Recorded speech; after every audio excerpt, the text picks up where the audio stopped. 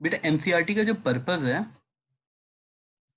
वो आपको बताने के लिए है कि व्हाट टू स्टडी। अगर आप एनसीईआरटी में कोई टॉपिक देखते हैं तो उसके एग्जाम में आने के चांसेस काफी ज्यादा हैं। तो ये एक तरह से आपका मैप है कि आपको जाना कहाँ है। उसके बाद जरूरी नहीं कि वो टॉपिक तुम एनसीईआरटी से ही पढ़ो, पर जितने टॉपिक एनसीईआरटी में दिए हैं वो काफी इंपॉर्टेंट है। एनसीईआरटी आपको समझाती है कि हर चैप्टर के बाद आपको समरी बनानी चाहिए खुद से, या एनसीईआरटी की समरी को पढ़ना चाहिए। बट वो समरी सफिशिएंट नहीं होती। बट उससे आप ये बोरो करेंगे, ये आर्ट, कि हर चैप्टर के बाद मुझे एक समरी बनानी चाहिए जितना मुझे समझ आ गया है। एनसीईआरटी के जो नॉर्मल क्वेश्चन है एक्सरसाइज के, एक्सरसाइज प्लस एग्जाम्पल्स, ये सिर्फ ये चेक करते हैं कि उस चैप्टर के कॉन्सेप्ट आपको समझ आए। डेफिनेशन बेस्ड, कि आपको कॉन्सेप्ट क्लियर है कि नहीं। आप कोई भी टॉपिक पढ़ रहे हो तो उसका डेफिनेशन आपको समझ आया है कि नहीं। एनसीईआरटी के एक्सरसाइजेस ये चेक करते हैं। हाँ, एडिशनल एक्सरसाइजेस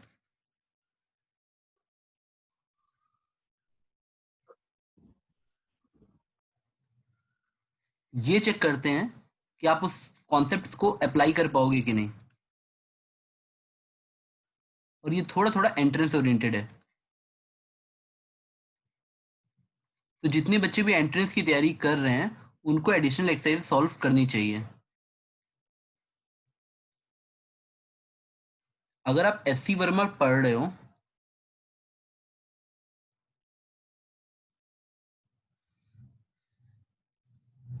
एससी वर्मा में थ्योरी का फ्लो अच्छा दिया है।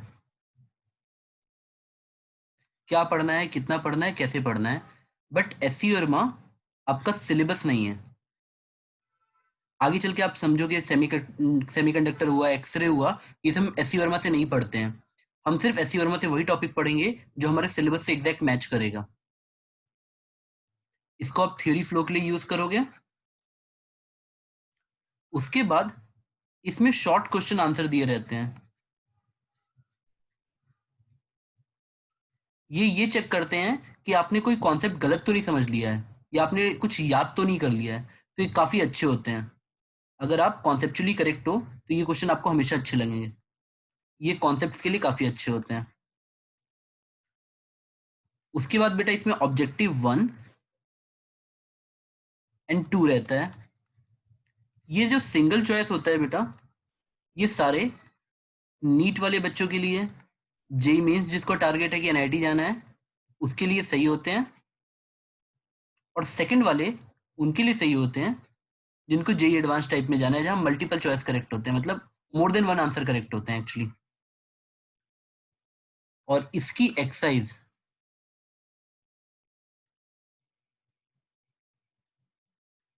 बेटा ये हर बच्चे को लगानी चाहिए, थोड़ा सा टाइम निकाल के। और अगर आप पूरा नहीं कर पा रहे हो तो बच्चे गलती क्या करते हैं, सपोज 1 to 60 क्वेश्चन रहता है। आप जब पहली बार पढ़ रहे हो तो आपको लगता है आपका काम सिर्फ 1 to 60 क्वेश्चन को सॉल्व करना है। नहीं बेटा, आपका इस समय पता है क्या काम है। आप जब पढ़ते हो तो आपको ऐसे करना चाहिए। अच्छा, रिलेटिव वेलोसिटी, एनसीईआरटी में ये 6 क्वेश्चन लगाने हैं। 3.6 से 3.9 सॉल्व करना है एग्जाम्पल के लिए। उसके बाद एग्जाम्पल का एक क्वेश्चन करना है बेटा। उसके बाद एससी वर्मा में आना है और कहाँ से कहाँ तक सॉल्व करना है। आपको अभी टॉपिक्स के ऊपर लिखना पड़ेगा कि ये सेक्शन इस टॉपिक का है,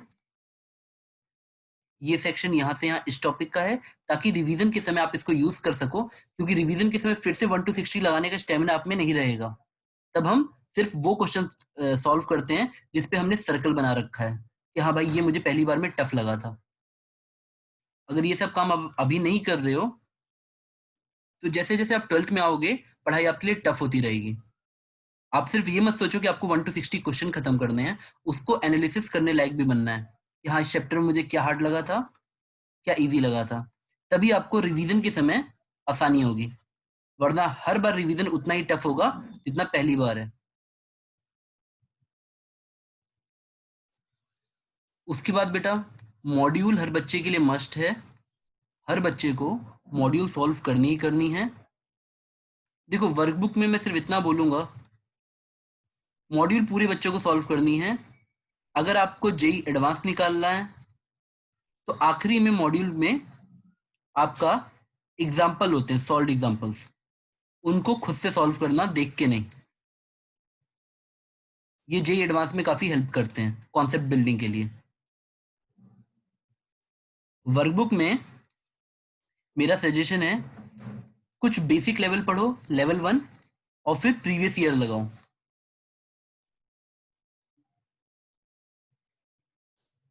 ये दोनों खत्म हो जाए तो ही आप बाकी लेवल्स पे जाओ। और बेटा एक फ्लो डेवलप करो अपना। इन सब चीजों में से you should have a flow. हर बच्चा हर एक चीज पूरी नहीं खत्म कर पाएगा, but he can develop his own flow कि सर मेरे हिसाब से मैं सिर्फ एनसीईआरटी पढ़ पा रहा हूँ, मैं एससीवी की एक्सरसाइज लगा पा रहा हूँ, सर मैं मॉड्यूल पूरी खत्म कर पा रहा हूँ और प्रीवियस ईयर लगा ले रहा हूँ। ये सबसे बेसिक और स्टैंडर्ड वर्जन है। इससे आप कभी बर्डन फील नहीं करोगे, इसको स्टैंडर्ड मानो। इससे ऊपर आप जितना जाओगे वो अच्छा है। NCERT, SC Verma exercises, module और प्रीवियस ईयर क्वेश्चन, ये आप कहीं से भी कर सकते हो बेटा। बेटा एक सेकंड में, कुछ बच्चे चैट पे बात कर रहे हैं, मैं एक सेकंड आता हूँ।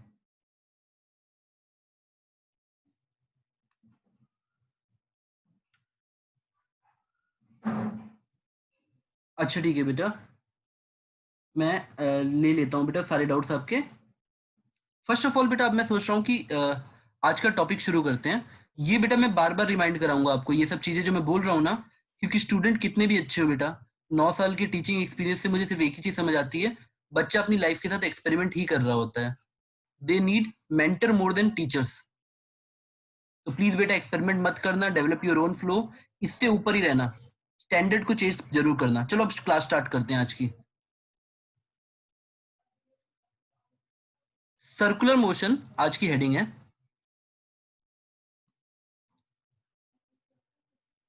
सर्कुलर मोशन अगर आज की हेडिंग है,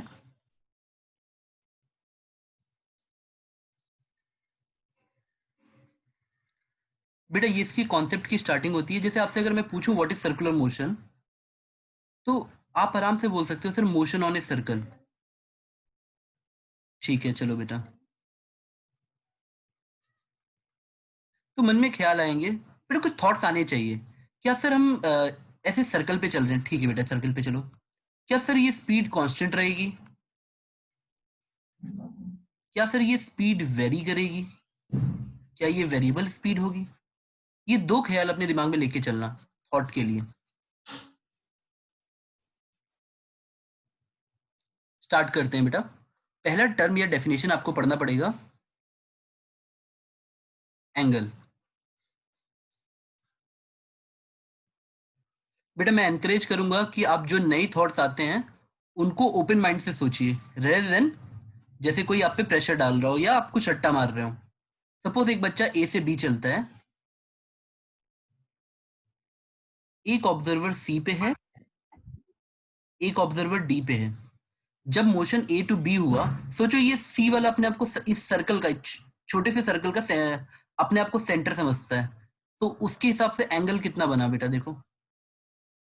can't you see that this is theta C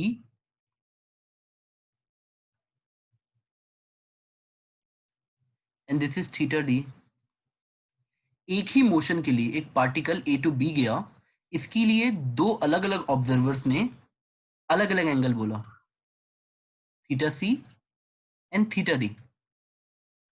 motion हुआ एक, वन मोशन, ऑब्जर्वर दो जगह था। आप मुझे बताइए थीटा सी बड़ा है या थीटा डी बड़ा है, बेटा देख के तो बता सकते हो ना। Theta C. Theta C. ठीक है बेटा, theta C is greater than theta D.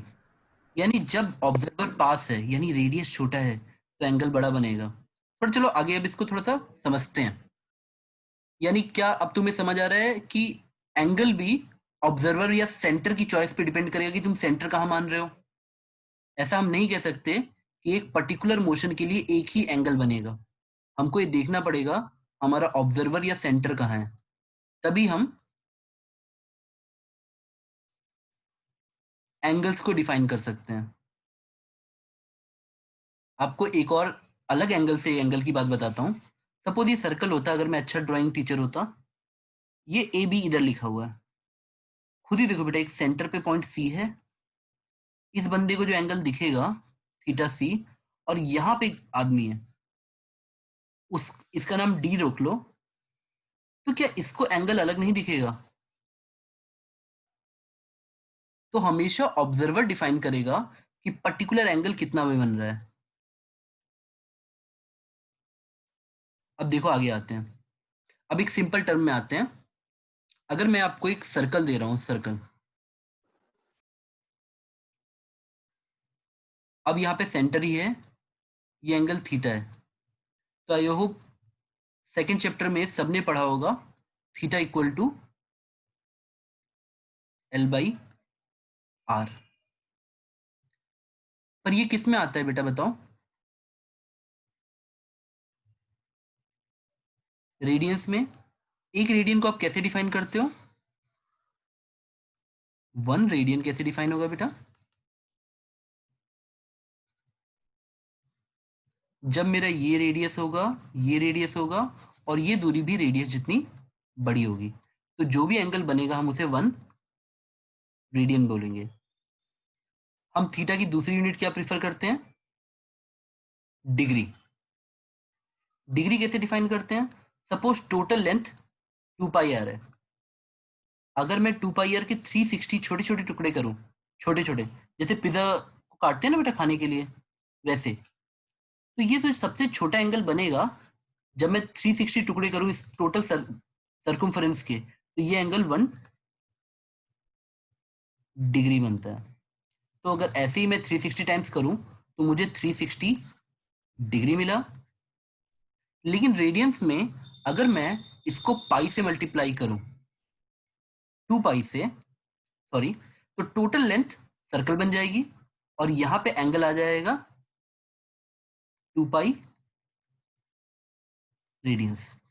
तो अगर मैं ऐसे लिखूं 360 डिग्री, तो मैं इक्विवेलेंस में बोल सकता हूं it is equal to 2 pi radians. बेटा देखो, अब जैसे ही मैं ये डेफिनेशन बच्चों को बोलता हूँ याद करने के लिए, पाई इक्वल टू 180 डिग्री, तो स्टार्टिंग में बच्चों को ऐसे याद होता है pi radians equal to 180 degree. पर 2 क्लास के बाद बच्चा पुट करने लगता है पाई इक्वल टू 180, और बेटा इस लाइन का कोई मतलब ही नहीं है, this is meaningless statement when we write pi equal to 180 degree. Pi एक नंबर 3.14 है, it can not be equal to 180। बेटा ये स्टेटमेंट ही गलत है। जब तक तुम ये स्पेसिफाई नहीं करते हो रेडियन और degree, this line is meaningless.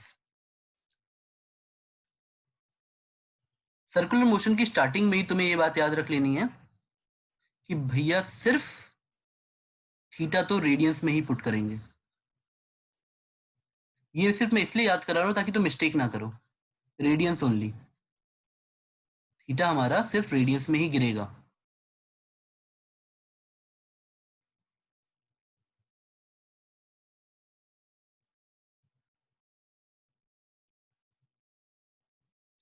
अगर आपको सर्कुलर मोशन को समझना है तो हम इनको डेफिनेशन वाइज 3 पार्ट्स में डिवाइड करेंगे। सबसे पहला पार्ट होगा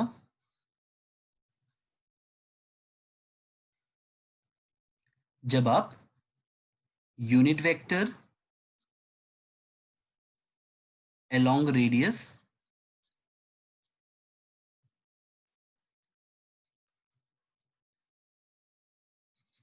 यूनिट वेक्टर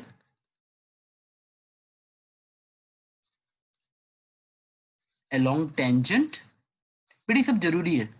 हमने 3 पार्ट्स में सर्कुलर मोशन की थ्योरी को डिवाइड करेंगे, बेसिक वाली थ्योरी को, यूनिट वेक्टर along टेंजेंट और पोजीशन वेक्टर। ये 3 टर्म हम थोड़ा सा समझेंगे कि सर्कल पे ये तीनों कैसे लिखते हैं। उसके बाद हम लोग आते हैं पोजीशन वेक्टर से वेलोसिटी वेक्टर को डिराइव करने के लिए, और फिर वेलोसिटी से एक्सेलेरेशन वेक्टर को डिवाइड करने के लिए। और एक टर्म आता है एनालॉजी। एनालॉजी हमने जो भी 1D की काइनेमेटिक्स पढ़ी है, हम उसको as it is circular motion पे लगा सकते हैं। तो मान लो कोई बच्चा काइनेमेटिक्स में बहुत मेहनत कर रहा है, तो उसकी पूरी मेहनत का फल उसे सर्कुलर मोशन पढ़ते वक्त मिल जाएगा। इन 3 पार्ट्स को हम अच्छे से पढ़ेंगे, टाइम देके पढ़ेंगे, और कोई जल्दी नहीं मचाएंगे। इसके बाद सर्कुलर मोशन जैसे ही खत्म होगा, हम उसको आगे वाले टॉपिक से कनेक्ट कर देंगे।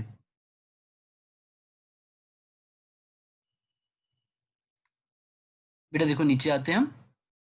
पहला टॉपिक है, सबसे पहले हम एक सेंटर पकड़ते हैं। चलो,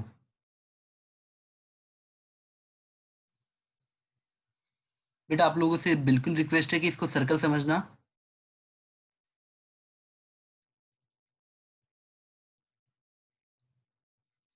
मैंने एक सर्कल बना लिया एक्स वाई प्लेन में, इसीलिए टॉपिक 2D में आता है बेटा। अब एक पार्टिकल सर्कल पे है तो यहां होगा, कहीं भी हो सकता है बेटा, हमने यहां मान लिया। किसी भी सर्कल में रेडियस कांस्टेंट होता है। सेंटर को मैं 0 0 लिख रहा हूं, या ओरिजिन बोल दो। तो this OP vector equal to R vector is called position vector on circle, कि आपका पार्टिकल मोशन में कहां पर है।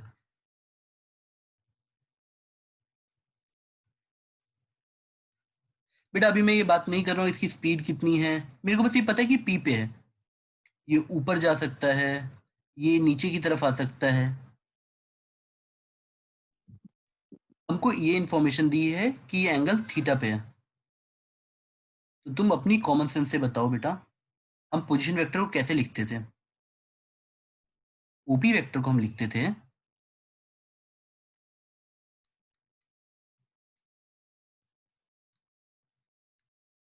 बेटा पोजीशन वेक्टर हमेशा दिखाता है कि तुम्हारे कोऑर्डिनेट्स क्या हैं। तो एक्स कोऑर्डिनेट कितना है बेटा, किसी ट्रायंगल में अगर हाइपोटेन्यूज आर है तो बेस होता है आर कॉस थीटा, और परपेंडिकुलर होता है आर साइन थीटा। तो हम ऐसे लिख लेते आर कॉस थीटा आई plus r sine theta j. ये आया आपका first term, position vector.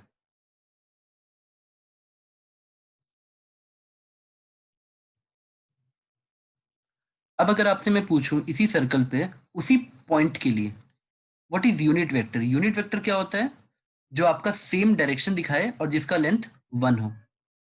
R cap कितना होगा, इसकी लेंथ होगी 1, और डायरेक्शन होगा सेम एज ओपी।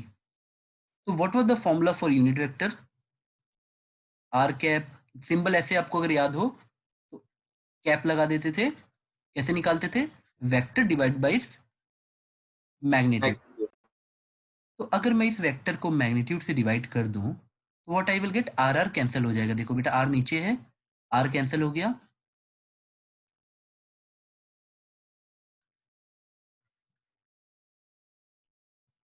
बेटा मेरा काम ये डिराइव करवाना तो है, पर मेरा बड़ा काम पता है क्या, बच्चों से रिक्वेस्ट करना कि उनको ये चीज याद होनी चाहिए, एज इट इज याद होनी चाहिए।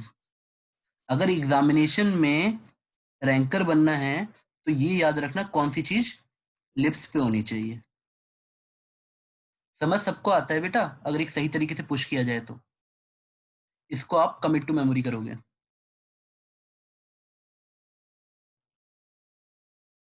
और इसको किस नाम से याद करोगे, यूनिट वेक्टर अलोंग रेडियस या पोजीशन।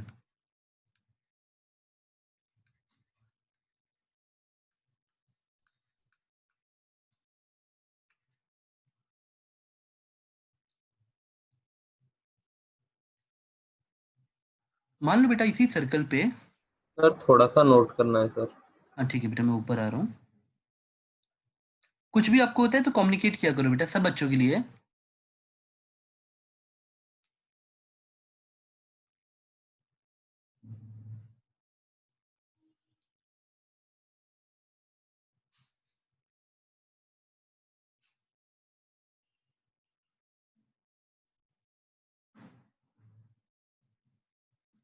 हो गया बेटा?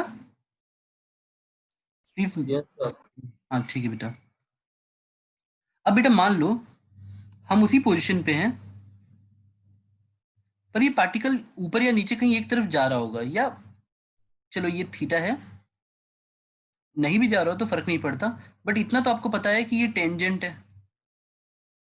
रेडियस पे अगर हम मतलब इस सर्कल पे टेंजेंट करोगे तो रेडियस और इसके बीच का एंगल कितना आएगा बेटा?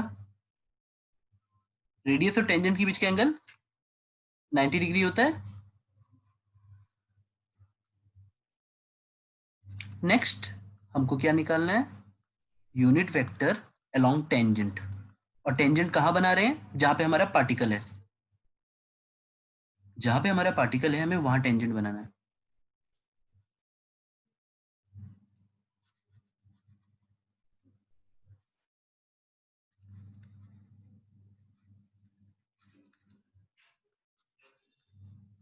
अब देखो एक सिंपल सी बात समझो बेटा, आप चाहो तो इसको पी क्यू कुछ मान लो और इसकी लेंथ एल मान लो।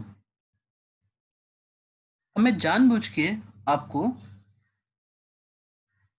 इसको वेक्टर, बेटा आपको इतना तो पता होना चाहिए कि वेक्टर्स को पैरेलल मूव करा सकते हैं और वो चेंज नहीं होते हैं। तो मैं इस पी क्यू वेक्टर को यहां लाता हूं ऐसे। बेटा आपको ऐसे सोचना है कि मैं ऐसे ट्रांजिशन करके लाया हूं, देखो मैं इसको पैरेलली शिफ्ट करके यहां लेते आया हूं और मैंने ये लाइन ऐसे बना दी। अब मैं आपसे कॉमन सेंस से पूछता हूं बेटा, मुझे बताओ अगर मैं यहाँ पे एक लाइन ड्रॉ कर दूं, एक सेकंड रुको मैं कलर उठा लेता हूँ। हाँ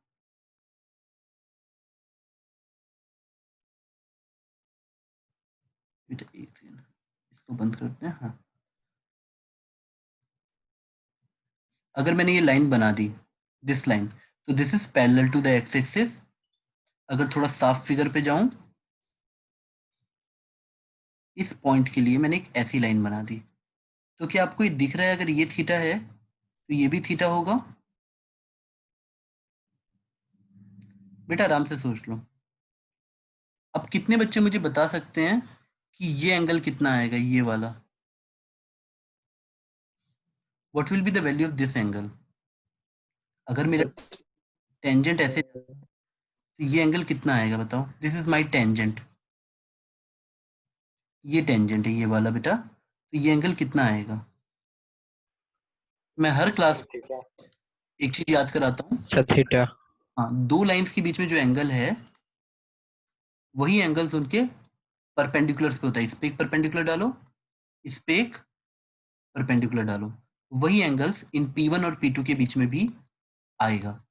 अब तुम इतने आराम से सोचो, रेडियस के और एक्स एक्सिस के बीच में एंगल थीटा है, तो एक्स एक्सिस पे वाई एक्सिस परपेंडिकुलर है और टेंजेंट रेडियस पे परपेंडिकुलर, तो इन दोनों के बीच में भी एंगल थीटा ही होगा।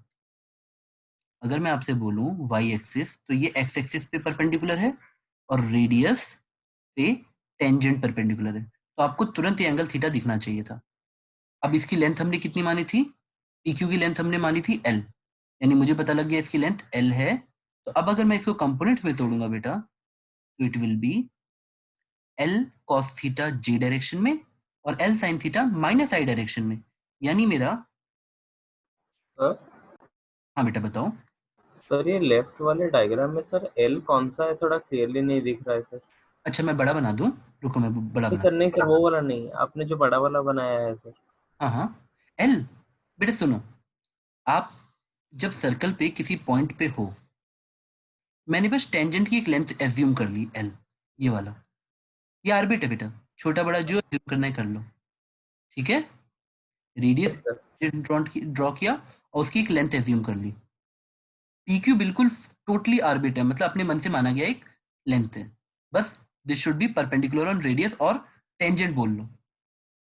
अब देखो मैं अगर इस PQ वेक्टर को लिखना चाहता हूं, तो मेरे को पता है लेंथ L है और ये थीटा एंगल है, तो ऊपर वाला कंपोनेंट जाएगा कॉस थीटा, और जो हॉरिजॉन्टली एक्स एक्सिस टाइप का दिख रहा है वो जाएगा आपका साइन थीटा। तो एल साइन थीटा आएगा minus I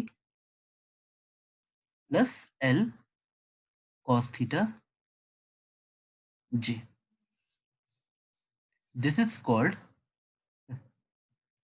vector on along tangent. लेकिन अगर मुझे सिर्फ डायरेक्शन चाहिए, बेटा प्लीज इसको नोट करो, अगर मुझे सिर्फ एक डायरेक्शन चाहिए कि हाँ भाई टेंजेंट के लॉन्ग वन कितना बड़ा होगा, मुझे एक सर्कल पे एक पॉइंट का सिर्फ डायरेक्शन चाहिए कि हाँ तुम यहाँ पे हो तो ये वन कितना है, मुझे सिर्फ टेंजेंट का डायरेक्शन चाहिए, डायरेक्शन का मतलब यूनिट वेक्टर। तो अगर मुझे यूनिट वेक्टर चाहिए तो मैं vector divide by its magnitude करूंगा और मुझे मिलेगा minus sine theta I plus cos theta j. This will become unit vector. अब हर बच्चे को इसे याद रखना है, ये आपके कमिट टू मेमोरी सेक्शन में जाएगा, तो ही आप क्वेश्चंस वेक्टोरियली सॉल्व कर। बेटा एक बच्चा जो वेक्टर की समझ से क्वेश्चन सॉल्व करता है उसकी मेहनत 1/10 लगती है, याद रखना। जो भी बच्चा वेक्टर की नॉलेज के साथ क्वेश्चन सॉल्व करता है उसकी मेहनत मेहनत 1/10 लगती है।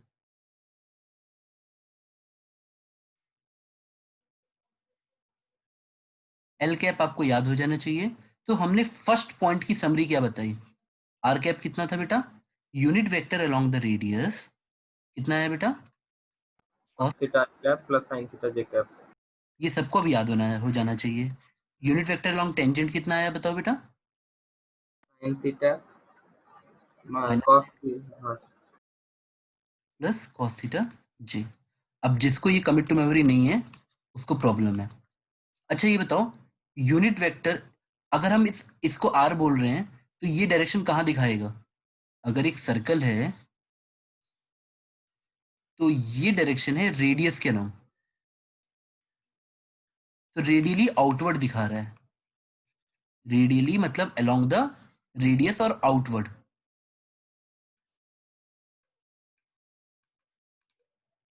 अगर आपसे कोई बोला जाए टुवर्ड्स द सेंटर या रेडियली इनवर्ड, अगर मैं आपसे पूछूं रेडियली इनवर्ड या टुवर्ड द सेंटर का यूनिट वेक्टर क्या आएगा, तो आपको सिर्फ माइनस आर कैप कर देना है।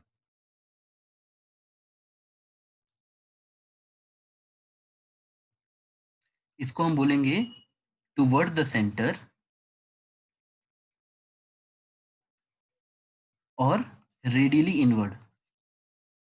यानी अगर आगे चल के तुमको ऐसा कुछ डायरेक्शन दिखा तो तुम बोलोगे सर ये तो सेंटर की तरफ जा रहा है, टुवर्ड सेंटर और रेडियली इनवर्ड।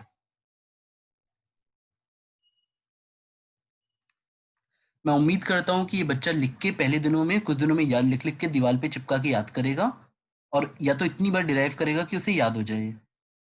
हम फेज 2 पे आते हैं, फर्स्ट स्टेप डन।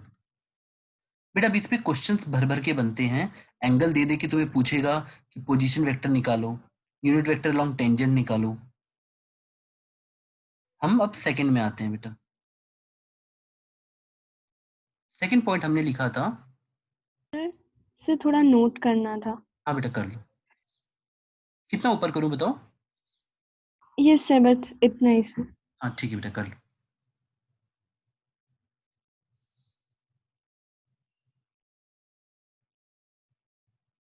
क्या हम आगे बढ़े, ये सर।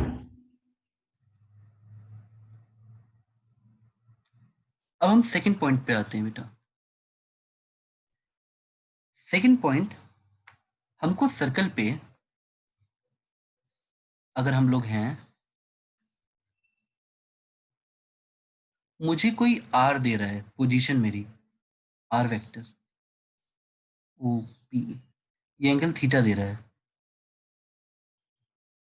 अगर वो कोई मुझसे पूछ रहा है कि मान लो मेरी वेलोसिटी कितनी, बेटा देखो अगर मैं यहाँ लिख दूं 30 मीटर पर सेकेंड अलोंग द, एक बात तो तुम समझ लो कभी भी किसी भी पाथ पे वेलोसिटी हमेशा टेंजेंशियल ही होती है, किसी भी पाथ पे। बेटा हम डिराइव करके भी चेक करेंगे, क्योंकि इंस्टेंटेनियस डायरेक्शन हमेशा टेंजेंशियल ही होता है पाथ पे, चाहे कैसा भी पाथ हो।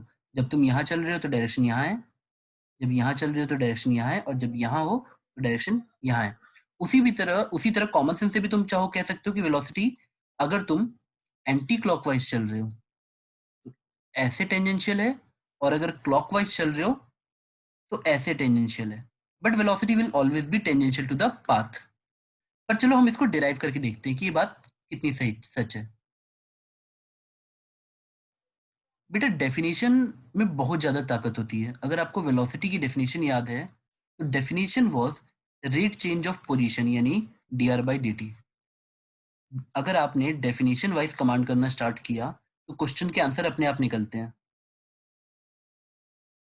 रेट चेंज ऑफ पोजीशन या differentiation with respect to time. तो if I have to calculate velocity, मुझे डिफरेंशिएशन करना पड़ेगा मेरे पोजीशन वेक्टर का, जो था और cos थीटा आई plus r sin theta j.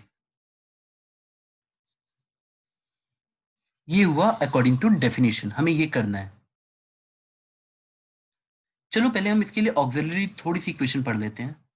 बेटा जब आप लोग को डिफरेंशिएशन सिखाया जा रहा था तो ऐसे सिखाया गया होगा, y equal to suppose cos theta लिखा है, तो dy बाई डी थीटा आपका हो जाता था माइनस साइन थीटा। बट आपने ध्यान दिया हमने थीटा के रिस्पेक्ट में किया, ना कि टाइम के रिस्पेक्ट में। अब अगर मैं dy बाई डी थीटा को साइन माइनस साइन थीटा बोलता हूँ तो आपको शायद समझ आया कि मैंने कहाँ अंतर किया। हमें टाइम के रिस्पेक्ट में करना है, ना कि थीटा के रिस्पेक्ट में। लेकिन अगर मुझे चेन रूल याद है, चेन रूल ये कहता था कि डिफरेंशिएशन ऐसे कर सकते हो आप, D theta into d theta by D T. Chain rule में हमारे ये टर्म्स कट जाते हैं और दोनों तरफ डेफिनेशन सेम रहती है, d by D t equal to d by D T.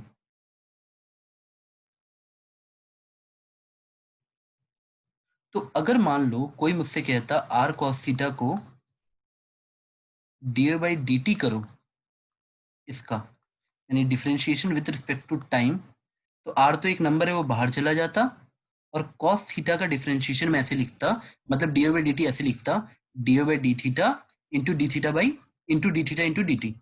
मतलब मैं कॉस थीटा को जब डिफरेंशिएट करूंगा विथ रिस्पेक्ट टू टाइम, देखो तो मेरे दो फैक्टर आएंगे, एक होगा with respect to theta cos theta का, देखो इसका with respect to d by d theta into d theta by D t. देखो अब अगर मैंने इसी को पुट कर दिया, या कॉमन सेंस के लिए चाहो तो आर बाहर निकाल लो, और जब आप कॉस थीटा को डिफरेंशिएट करोगे तो डी बाई डी थीटा से आपको मिलेगा माइनस साइन थीटा और into d theta by D T. हम इसकी फिजिकल सिग्निफिकेंस पे थोड़ी देर में आएंगे, what is D theta by D T. आप सर हाँ बेटा बताओ। तो यहाँ डबल डिफरेंशिएशन मतलब चेन रूल अप्लाई करने की आवश्यकता क्या है सर? ये तो डायरेक्टली हो सकता है, cos थीटा तो डायरेक्टली माइनस sin थीटा हो सकता है सर। पर बेटा नहीं, वही तो मैंने पहला स्टेप बताया आपको, जब आप थीटा के रिस्पेक्ट में करते हो तो वो होता है। लेकिन जब तुम बेटा एक चीज बताओ, मुझे वेलोसिटी चाहिए तो मुझे लेंथ बाई टाइम चाहिए ना, बहुत बेसिक जाके सोचो, है ना। Yes sir. तो उसी तरह से जब तुम्हें वेलोसिटी चाहिए तो क्या चाहिए, change in position by time ना बेटा। तो ये टाइम से डिफरेंशिएट करोगे ना, थीटा से क्यों करोगे, एंगल से क्यों करोगे, मेरी बात समझे। Yes sir. हमें यहाँ पे differentiation with respect to time करना है, ना कि विथ रिस्पेक्ट टू थीटा। अगर हमने विथ रिस्पेक्ट टू टाइम किया तब I would be needing this equation बेटा, चेन रूल लगेगा, d by D t d y by D t equal to d by d theta into d theta by D t. और वही मैंने किया, cos theta का d by d theta आता minus sine theta, और फिर multiplied by d theta by D t. और बेटा देखो डायरेक्शन डिफरेंशिएशन से चेंज नहीं होता, तो वो वही रहेगा। आर साइन थीटा में से आर मैं बाहर निकाल चुका हूँ, साइन थीटा को डिफरेंशिएट करते तो भी यही लॉजिक होता, पहले डी बाई डी थीटा लिखते यानी cos theta into chain rule को पूरा सही करने के लिए D theta by D t, और इसके साथ आता जे कैप। अगर मैं आप लोगों से पूछूं ये आर है, इन दोनों में क्या कॉमन है, तो आप तुरंत बोलोगे D theta by D T. चलो ठीक है, ये तो एक मैग्नीट्यूड निकल गया। अंदर डायरेक्शन क्या बचा, माइनस साइन थीटा आई प्लस कॉस थीटा जे। अब मैं अगर वेलोसिटी को ध्यान से देखता हूं, बेटा किसी भी वेक्टर को आप ध्यान से देखो तो उसमें होता ही क्या है, मैग्नीट्यूड और डायरेक्शन। देखो बेटा ये यूनिट वेक्टर, किसी बच्चे को याद आ रहा है उसने इसको कहाँ देखा है, कहाँ देखा था आपने इसको बेटा? सर आर के यूनिट वेक्टर निकाल दो सर। ये कहाँ पे था बेटा, दोबारा बोलो, थोड़ी आवाज कटी। सर सर आर के यूनिट वेक्टर जब निकल रहे थे सर, हाँ एल तो के। एल की, वेरी गुड। तो this is nothing but unit vector along tangent.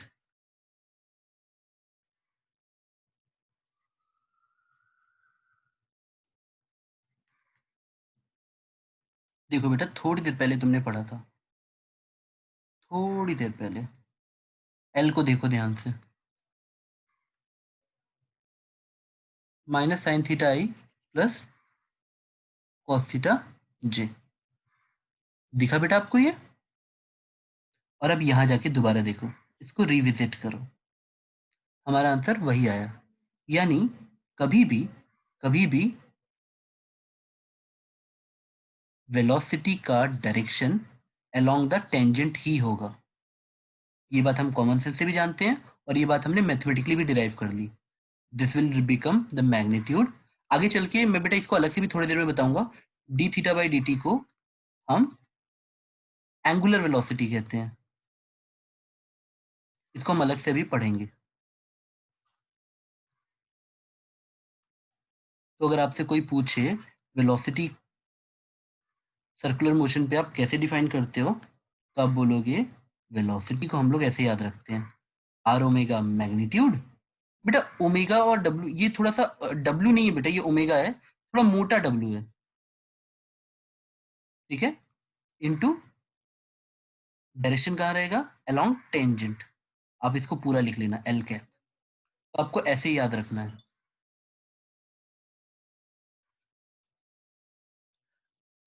बेटा ये बात आपको समझ आई? अच्छा एक चीज बताओ बेटा, आप लोग से जस्ट कॉमन सेंस से पूछ रहा हूँ, जो बच्चे याद नहीं कर रहे हैं, ये यूनिट वेक्टर किसके अलोंग आया था, एंटी क्लॉकवाइज आया था या क्लॉकवाइज आया था? Sir anti clockwise. तो अगर आप एंटी क्लॉकवाइज जा रहे हो तब आपका यूनिट वेक्टर कितना है, माइनस साइन थीटा आई प्लस कॉस थीटा जी। लेकिन अगर आप क्लॉकवाइज जा रहे हो बेटा, if you are going clockwise, तब आपका क्लॉकवाइज जाने पे बेटा आपका, बेटा जस्ट उसका उल्टा आ जाता है ना, देखो 180 डिग्री का अंतर है ना। तो क्या आप कैलकुलेट करोगे कि सिर्फ -1 से मल्टीप्लाई कर दोगे? अगर ये एंटी क्लॉकवाइज का यूनिट वेक्टर है तो क्लॉकवाइज के लिए आप सिंपली क्या करोगे, -1 से मल्टीप्लाई, यानी sign theta i minus cos theta जी। ये बस बेटा कॉमन सेंस के लिए, आप चाहो तो जहां पे आपने इसको लिखा था वहीं पे याद कर लेना कि ये एंटी क्लॉकवाइज के लिए है, एंटी क्लॉकवाइज, और इसको माइनस एल कैप आ जाएगा फॉर क्लॉकवाइज।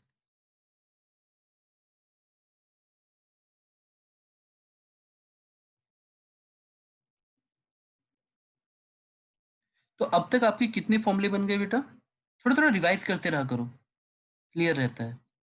पोजीशन वेक्टर क्या था बेटा? R cos theta i cap हाँ, plus r sine theta j cap. Very good. Unit vector along radius कितना था बेटा? कॉस थीटा आई plus sine theta j. Unit vector along tangent कितना था बेटा? माइनस साइन थीटा आई प्लस कॉस थीटा जे। बेटा velocity vector कितना आया बेटा? Are d theta by D t into, l cap, l cap. इतनी चीजें आपने कर ली। अब बेटा हम थोड़ा सा आगे बढ़ते हैं। बेटा अगर मैं आप लोगों से बोलूं कि मैं r पे था, मैंने वेलोसिटी निकाल ली। बेटा r क्या देता है, आप कहाँ पे हो, वेलोसिटी क्या देता है, आप कहाँ जाना चाहते हो, एक्सेलरेशन क्या देता है, अरे भाई मुझ पे धक्का कौन लगा रहा है, फोर्स, डायरेक्शन ऑफ मोशन, कहाँ हूं मैं।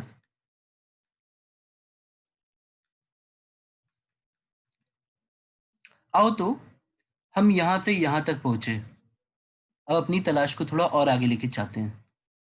आगे चल के यही सब वेरिएबल हम एक्सेलरेशन को फोर्स से कनेक्ट करेंगे बेटा। मेरा वेलोसिटी वेक्टर इस तरह से लिखा हुआ है, r omega into minus sine theta आई प्लस कॉस थीटा जी। अब आपसे पूछा गया एक्सेलरेशन, तो बाय डेफिनेशन एक्सेलरेशन वो स्पीड का चेंज नहीं है, वो वेलोसिटी का चेंज है with respect to time.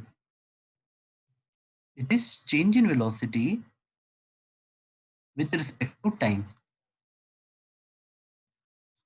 Rate change of velocity.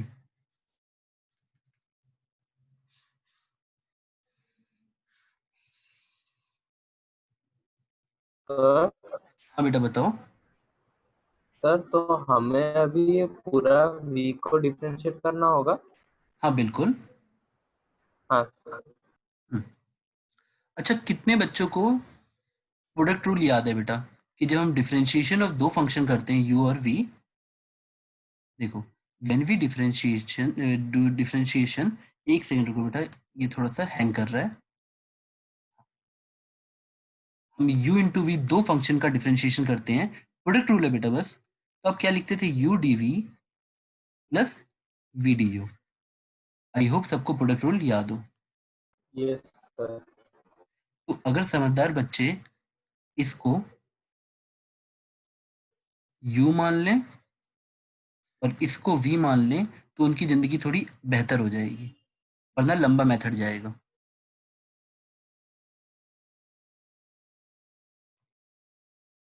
आओ शुरू करते हैं बेटा।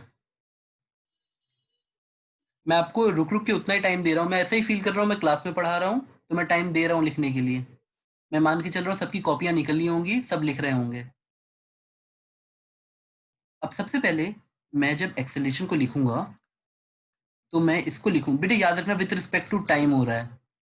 मैं फिर से लिख देता हूं, अगर मैं आपको साइन थीटा को डिफरेंशिएट करने को बोलूं विथ रिस्पेक्ट टू टाइम, तब ये आपका फर्स्ट है d by d theta into d theta by D t.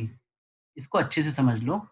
तो आपका आ जाएगा, साइन थीटा को डिफरेंशिएट करोगे तो cos theta into d theta by D T, जिसको हम आगे चल के ओमेगा कहेंगे, इसको हम अलग से भी डिफाइन करेंगे बेटा। उसी तरह से D by D t of cos theta कितना आएगा बेटा, अगर हम कॉस थीटा को डिफरेंशिएट करेंगे तो same logic, d by d theta, cos का डिफरेंशिएशन हो जाएगा माइनस साइन, और d theta by D t का ओमेगा। तो ये टर्म हमें धीरे धीरे समझना पड़ेगा कि with respect to time is different from with respect to theta. अब हम एक्सेलरेशन की तरफ आगे आते हैं। हम इसको u मान चुके हैं, इसको v। तो जब मैं u dv लिखूंगा, तो मैं r ओमेगा को एज इट इज लिख दूंगा, और डिफरेंशिएशन किसका करूंगा, अगले वाले टर्म का, यानी इसका इसका हम डिफरेंशिएशन करेंगे। तो d by D t of this whole term minus sine theta I plus cos theta j. ये फर्स्ट, ये आया u और ये dv। अब हम पहुंचेंगे v du की तरफ। v du मतलब सेकेंड टर्म को एज इट इज लिख दो, तो हमने लिख दिया माइनस साइन थीटा आई प्लस कॉस थीटा जे। और डी मतलब इसका डिफरेंशिएशन, रेडियस तो कांस्टेंट रहता है, तो डिफरेंशिएशन बेचारे सिर्फ ओमेगा का होगा, R D omega by D T. अब हम पहुंच गए यहां तक, वी टी। तो this should be the our final answer. अब इसको थोड़ा सा रीअरेंज करके सुंदर बनाएंगे। लेट्स रीअरेंज इट और थोड़ा सा सुंदर बनाते हैं। बेटा प्लीज यहाँ तक नोट हो जाए तो मुझे बताना।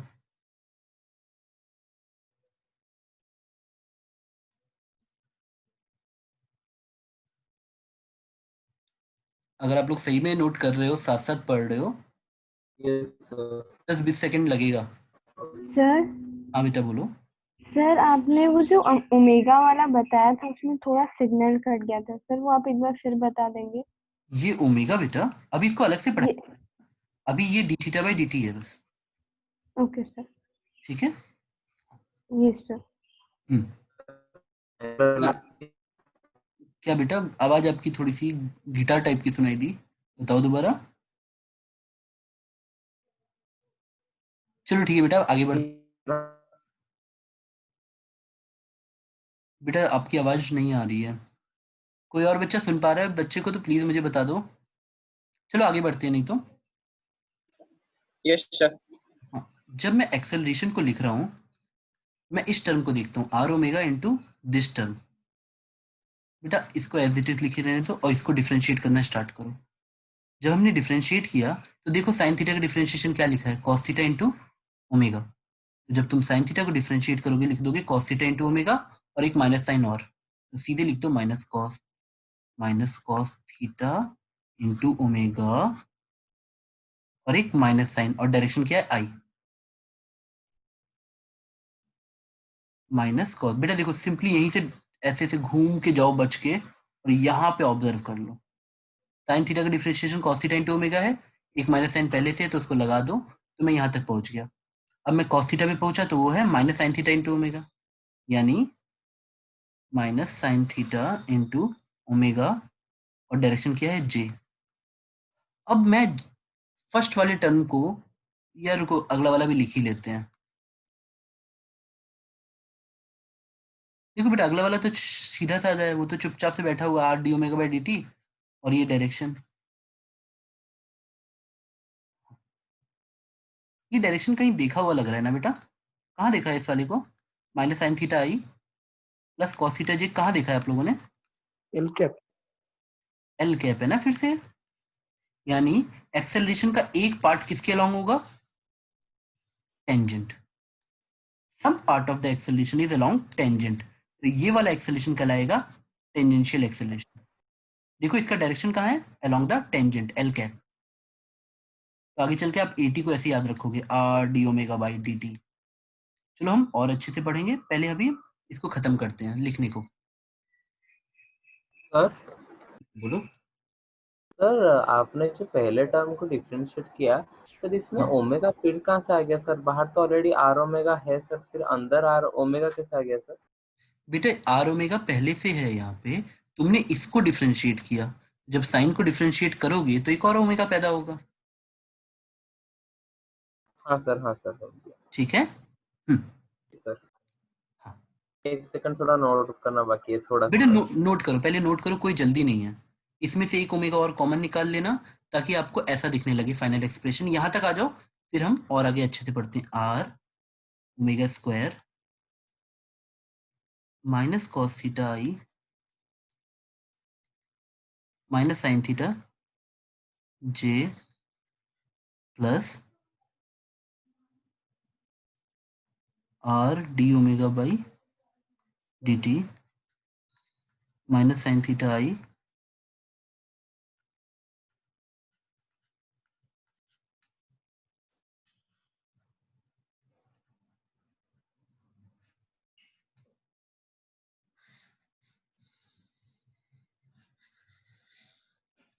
हम लोग यहाँ पे हैं, आप लोग प्लीज यहाँ तक नोट कर लो।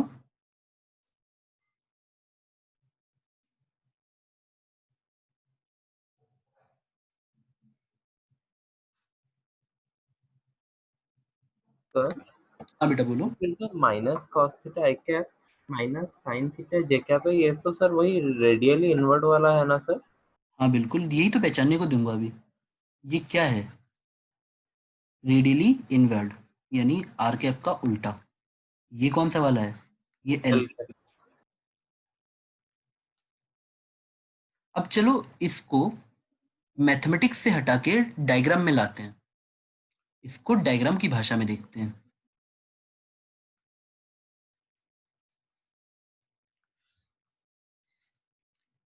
अगर हम एक सर्कल बनाएं, मैं जब यहाँ पे हूं, यहाँ पे, तब मेरे एक्सेलरेशन के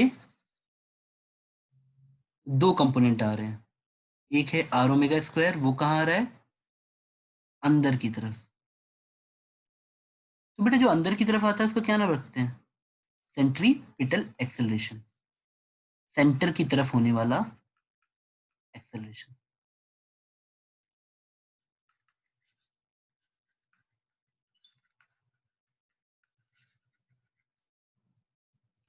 और जो पार्ट अलोंग द टेंजेंट हुआ उसको हमने क्या नाम रखा, एटी, टेंजेंशियल एक्सेलरेशन। आप चाहो तो इन दोनों को अलग अलग से लिख लो। सर एटी था हमारा R D omega by D t, और एसी है हमारा सर आर ओमेगा स्क्वायर। यहां तक आप समझ लो बेटा। देखो ये दोनों सिर्फ डायरेक्शन बता रहे हैं।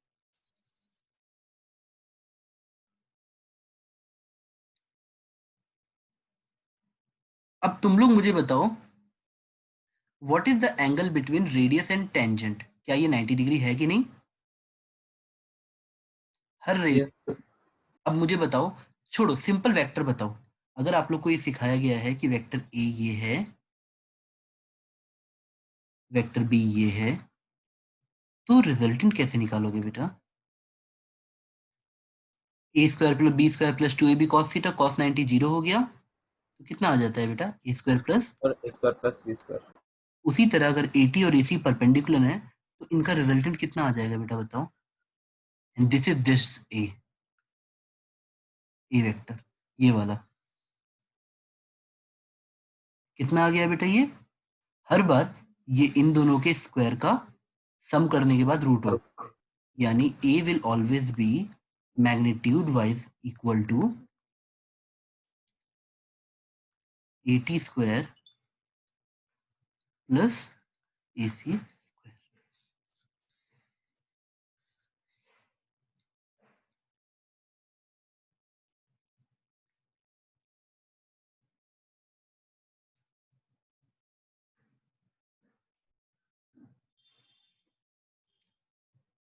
सर हाँ बेटा बोलो।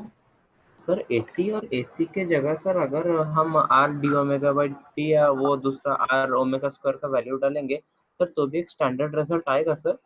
हाँ वही आएगा बेटा, वही आएगा, कोई अंतर ही नहीं है।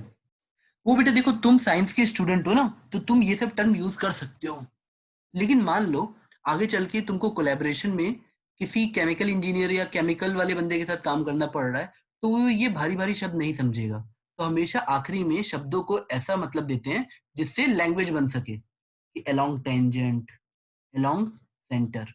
बात समझे, हाँ यस सर। ठीक है, ताकि उन लोग को समझाया जा सके कि भाई इधर इतना एक्सेलरेशन हो रहा है तो जरूर इधर इतना धक्का लगना चाहिए, मास से मल्टीप्लाइड होके। चलो अभी तुम इसी पे रहो। तो बेटा अगर मैं समरी फॉर्म में देखूं तो तुम लोगों ने अभी भी क्या क्या देखा, जरा बताओ मुझे थोड़ा सा। एक तेज बच्चा हमेशा समरी बनाता रहता है जैसे जैसे वो पढ़ता रहता है। हमने आर वेक्टर को कैसे देखा, आर कॉस थीटा आई plus r sine theta j. जी और डायग्राम में इसका मतलब क्या था बेटा, कि मैं सर्कल में थीटा पे कहाँ पे हूँ, और थीटा हमने किसके साथ नापा था, पॉजिटिव एक्स एक्सिस के साथ में। और कैसे नापा था बेटा हमने, एंटी क्लॉकवाइज। ये मेरी पोजीशन हो गई। उसके बाद अगर मैंने मान लिया कि मैं एंटी क्लॉकवाइज चल रहा हूं, तो मेरी वेलोसिटी कितनी निकली थी बेटा बताओ, इसी पोजीशन पे मेरी वेलोसिटी कितनी आई थी बेटा बताओ, याद करो, R omega minus sine theta आई प्लस एक second plus cos theta. J यानी मुझे पता लगा पोजीशन मतलब सेंटर से दूरी, और अलोंग द डायरेक्शन, वेलोसिटी मतलब रेडियस का परपेंडिकुलर। तो मैंने यहाँ पे इसके बाद वेलोसिटी निकाल ली। वेलोसिटी मेरी कितनी निकली थी बेटा, यही वाला term R omega minus sine theta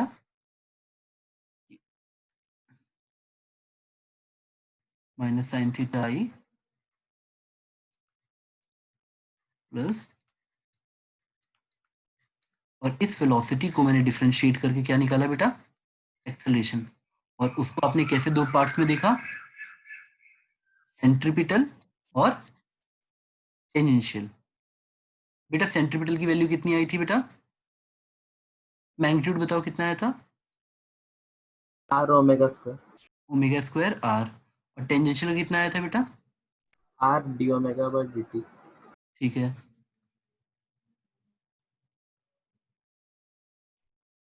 अच्छा मैं आप लोगों से अगर ये पूछूं, सर वो समरी सर थोड़ा नोट करना था, थोड़ा सा हाँ जरा रखिए। ठीक है बेटा कर लो।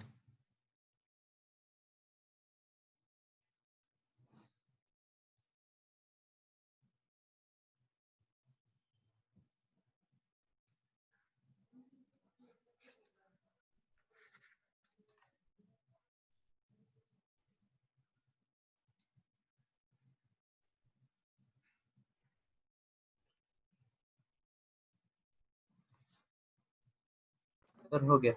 ठीक है बेटा हम नीचे आते हैं।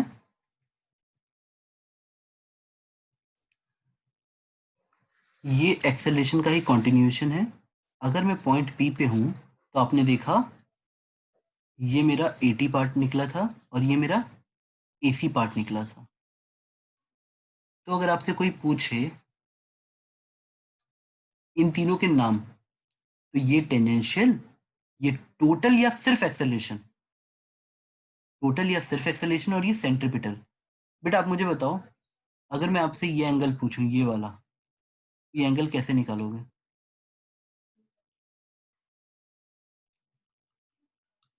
आप चाहो तो एक ट्रायंगल बना लो।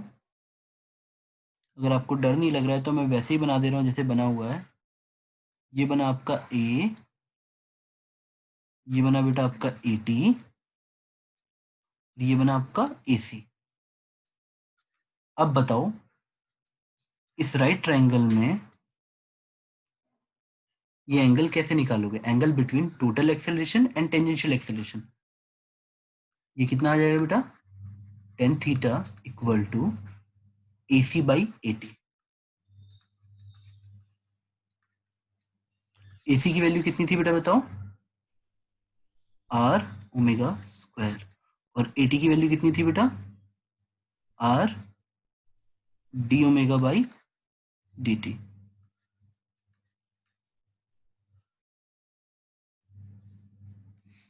अब जैसे इन दोनों को आर आर को काट दोगे, आपको मिल जाएगा omega square upon d omega by D t. आ जाएगा आपका टेन थीटा। या आप एंगल निकाल सकते हो चाहो तो। जरूर बेटा देखो हमेशा वो अच्छा अच्छा देंगे, एसी और एटी ऐसे फॉर्म में देंगे आपको हमेशा 30 डिग्री 45 डिग्री कुछ अच्छा मिले। नोट कर लिया बेटा इसे,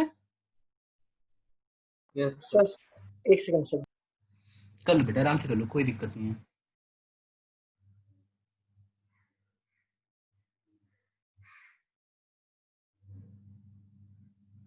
हाँ सर हो गया। ठीक है बेटा, अब हम आगे आते हैं। तो आप लोगों ने देखा अब तक हमने कितने डायमेंशन, हमारे हेडिंग के हिसाब से हमने अब तक क्या पढ़ा है सिर्फ बेटा, सबसे ऊपर आओ। और हमने हेडिंग के हिसाब से क्या क्या पढ़ लिया अभी, सर्कुलर में हमने ये डेफिनेशंस पढ़ी, मैथमेटिकली ये पढ़ लिया, और अब ये एनालॉजी बचा। इस पे ज्यादा मेहनत करेंगे ताकि हम काइनेमेटिक्स को ही इंजॉय कर लें, कनेक्ट कर लें पूरा। और स्टार्ट करते हैं बेटा।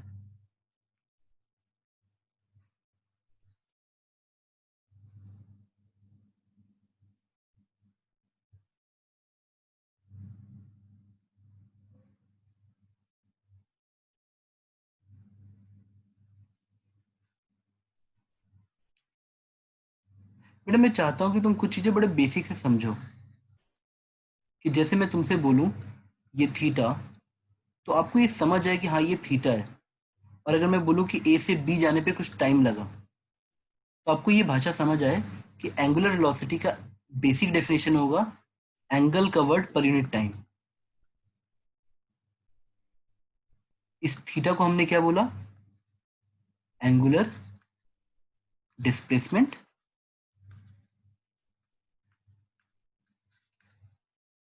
इसको हमने क्या बोला, एंगुलर वेलोसिटी।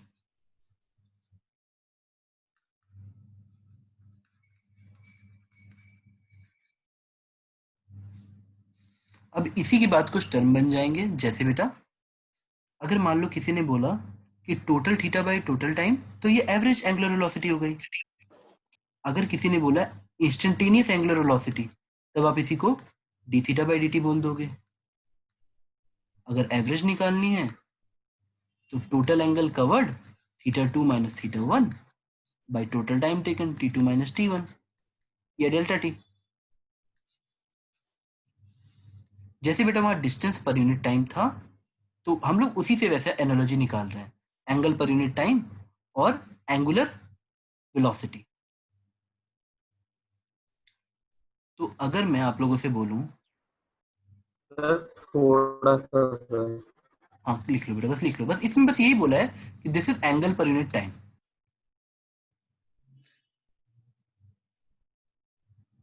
बेटा स्नेहिल आप कुछ पूछना चाह रहे हो? नहीं सर, गलती से हो गया। कोई बात नहीं बेटा, ठीक है, हो गया। हाँ नोट कर लिया। अच्छा सुनो बेटा, अभी हम लोग थोड़ी देर में ना आके ना ये एक्सेलेरेशन खत्म नहीं हुआ, अभी इसको डिस्कस करेंगे। What is the significance of this direction, what is the significance of this direction, what is the significance of this direction. Mathematically बस ये लिखा है हमने कि ये क्या होता है। अभी हम इसका फिजिकल सिग्निफिकेंस डिस्कस करेंगे। हम आए आगे, यहाँ पे हमको अपने दिमाग में कुछ ऐसा मोशन समझना है जैसे 1D में होता है, और यहाँ पे कैसे समझना है, सर्कुलर। और चलो इन दोनों को जस्ट कनेक्ट करते हैं, अच्छा वाला। एक बच्चे को ए से बी दिखेगा, दूसरे बच्चे को सर्कल पे यहाँ पे ए से बी दिखेगा बेटा, ऐसे दिखेगा। लेट्स कनेक्ट इट, ये थीटा, ये डिस्टेंस। ये बच्चा बोल रहा है कि सर अगर ये दूरी x मान लूं तो यहां पे हम लोग क्या लिखते हैं बेटा, डिस्टेंस। और यहां पे कौन सी चीज लिखते हैं, एंगुलर डिस्प्लेसमेंट बेटा, थीटा। देखो हम 1D में अगर इसको डिस्प्लेसमेंट बोले तो ये हमारा क्या आ जाएगा, एंगुलर डिस्प्लेसमेंट।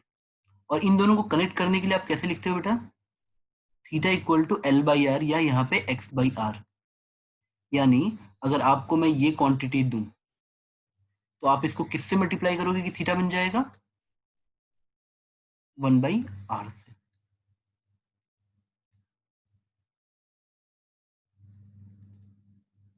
सेकेंड क्वांटिटी पे आते हैं, वेलोसिटी। वेलोसिटी थी आपकी dx/dt। यहाँ पे उसके टर्म्स के एनालॉगस आ जाएगा बेटा। प्लीज ये एनालॉजी याद रखना, x theta velocity angular velocity,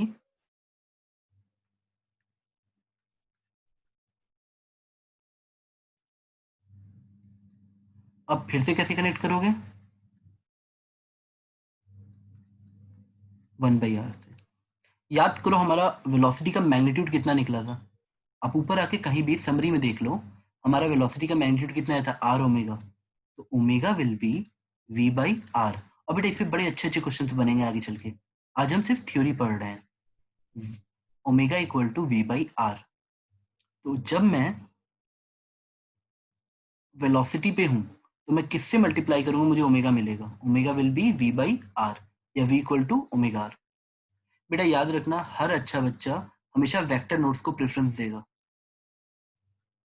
velocity will be omega cross r। बेटा प्लीज, पता है एक जो बच्चा होता है ना उसका माइंड ऐसा होना चाहिए, अच्छा सर ओमेगा का डायरेक्शन क्या होगा, सर r तो समझ आता है सेंटर से दूरी, अच्छा सर ये वेलोसिटी, सर वेलोसिटी तो टेंजेंशियल होगी, तो ये ओमेगा का डायरेक्शन कैसे लेंगे, how we will take the direction of omega, कहाँ पे होगा ओमेगा का डायरेक्शन। हमको वेक्टर रिलेशन ही याद रखने होते हैं, पर where will be the direction of omega. Velocity is very clear, चलो आओ देखते हैं बेटा। आप चाहो तो क्रॉस प्रोडक्ट से निकाल भी सकते हो, या तो मैं आपको समझा देता हूँ, इट्स वेरी सिंपल। अगर आप एंटी क्लॉकवाइज जा रहे हो और आप इस प्लेन में हो, कॉपी वाले, तो आपकी तरफ आएगा एरो, आपकी आंख की तरफ। और अगर आप क्लॉकवाइज मोशन कर रहे हो तो ओमेगा का डायरेक्शन अंदर होगा। आप इसको ऐसे याद कर सकते हो। सर एक बार फिर से समझा दीजिए। हाँ, समझा दे रहा हूँ बेटा। क्लास 10th में तुम्हें राइट हैंड रूल याद है? हाँ सर। सारे पास है ना 10th?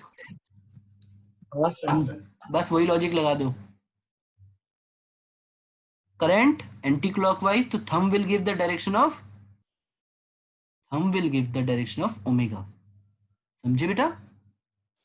मतलब अगर मैं एक्स वाई डायरेक्शन में सर्कुलर मोशन पढ़ा रहा हूँ, कि एक्स वाई प्लेन में, सॉरी, तो मेरा ओमेगा कहाँ होगा? अगर एंटी क्लॉकवाइज जाओगे तो ओमेगा विल बी, आपका फाइनल आंसर ऐसे आएगा।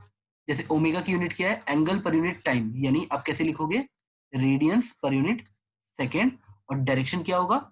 अगर एक्स वाई में है तो के कैप अलोंग जेड। समझ आया? हाँ सर। ठीक है बेटा, आप लोग को वेक्टर रिलेशन याद रखना है, किसी कोई दिक्कत? v equal to omega R. Sir अच्छा है, बट आपको क्या याद रखना है? ये वाला। हाँ बेटा बोलो। सर मेरा ये डाउट है कि सर आपने जो ये जो डिफरेंस सर शो किया है सर, वो एरो मार्क के नीचे 1/r, वो सर थोड़ा क्लियर नहीं हुआ मुझे। अच्छा ठीक है, मैं ऐसे बताता हूँ बेटा। आपने डेरिवेशन करते हुए v equal to omega R लिखा ना, है ना? तो v बाई, और थोड़ा सा कट गई। बेटा आपने v equal to omega R निकाला था ना magnitude wise. Yes sir, yes v by R क्या आएगा? ओमेगा ना। Yes sir. अगर मेरे पास वेलोसिटी है इंटू 1/r करूंगा तो क्या मिलेगा? ओमेगा। Yes sir. समझ आया? हाँ सर, हाँ सर। बस यही बोल रहा हूँ, ये बार बार आएगा। हाँ अब सर, समझ। सुनना मेरी बात बेटा। अच्छा तुम बताओ, हमने जो एनालॉजी बताई है किसके बीच में बनाई है? 1D में बनाई है ना? Yes sir. तो 1D में कोई सेंट्रिपिटल टाइप का एक्सेलरेशन या फोर्स या डायरेक्शन आ सकता है क्या? नहीं ना। 1D में अलोंग द पाथ ही आएगा सब जो आएगा। Yes sir. मैं कोशिश करूंगा, ये बहुत क्रिटिकल लाइन है, ध्यान से सुनना। आपको यहाँ पे AT लिखना है, टेंजेंशियल एक्सेलरेशन, ना कि टोटल एक्सेलरेशन। जो बच्चा ये कैच कर गया वो बहुत सारे क्वेश्चंस में गलती करने से बच जाएगा। This is not acceleration, this is AT। और AT आपका आएगा, देखो यहाँ पे अल्फा टर्म बोलेंगे। अब बताओ AT को हमने क्या बोला था? AT होता, एंगल। चलो इस पे चलते हैं बेटा। AT के कई सारे नाम हैं, AT पे लौटते हैं। AT की डेफिनेशन आप लोगों ने क्या लिखी थी बेटा? देखो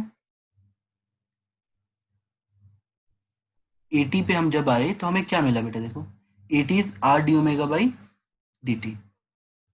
दिखा आपको? Yes sir.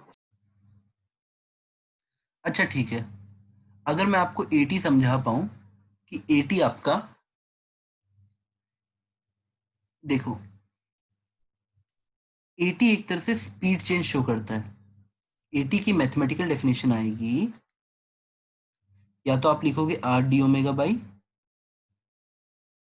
dt, और d by omega by dt को मैं बोलूंगा अल्फा। तो आपको ऐसे मिल जाएगी बेटा वही बात, 1/r से मल्टीप्लाई करोगे तो अल्फा मिल जाएगा। देखो AT दिया हुआ है, 1/r से मल्टीप्लाई करो तो d omega by dt।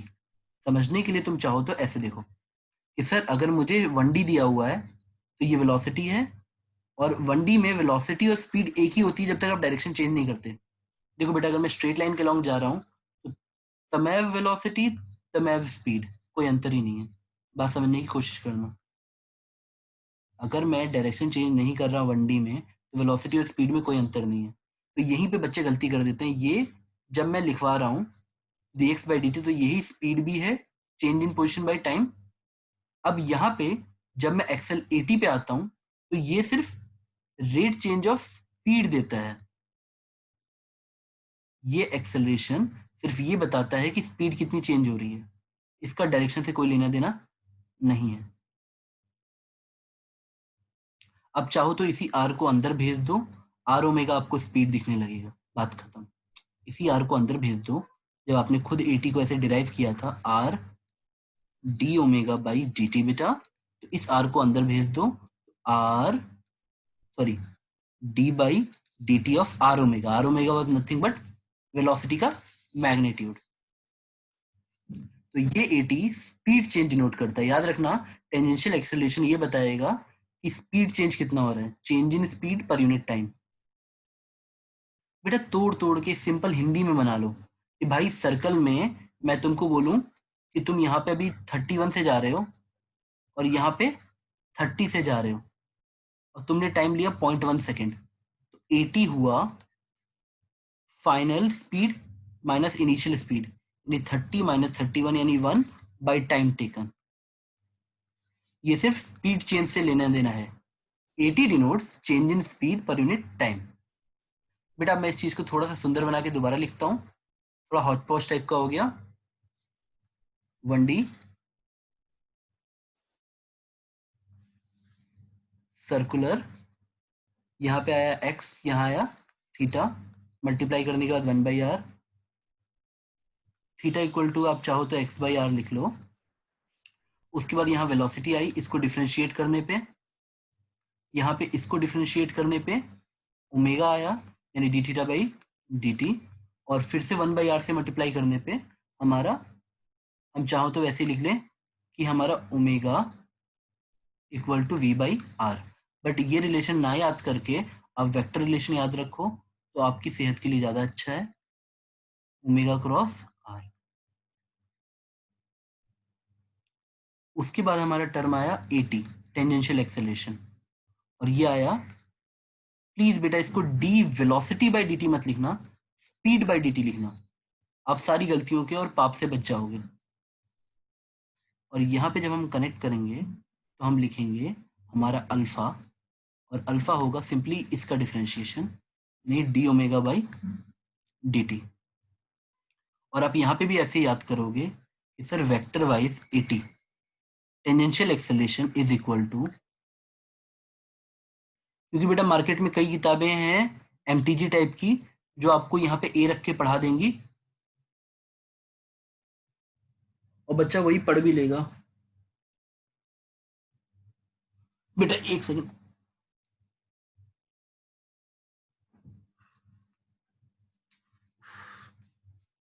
Sorry बेटा, हाँ वापस आते हैं। ये हो गया आपका dv/dt। अब मैं at को लिखूंगा, जैसे आपने एनर्जी लगाई है कभी चेंज होगी नहीं, at equal to alpha cross r vector, this will not change. अब आपके तीनों रिलेशन वेक्टर फॉर्म में कैसे दिखे आपको? पहला रिलेशन वेक्टर फॉर्म में कभी नहीं आ सकता, ये स्केलर रिलेशन है, और बाकी दोनों आप वेक्टर फॉर्म में याद कर सकते हो, v equal to omega cross r, और at vector as alpha cross r।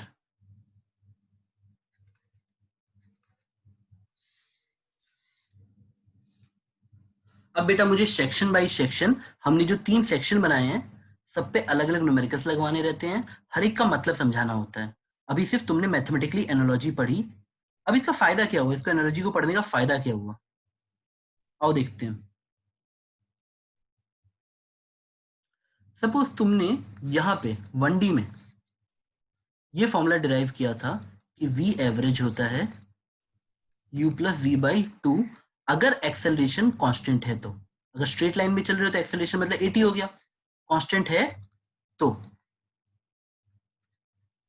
वही बात यहाँ पे मैं बोलूंगा, अगर अल्फा कांस्टेंट है, सब कुछ सेम लैंग्वेज चलेगी।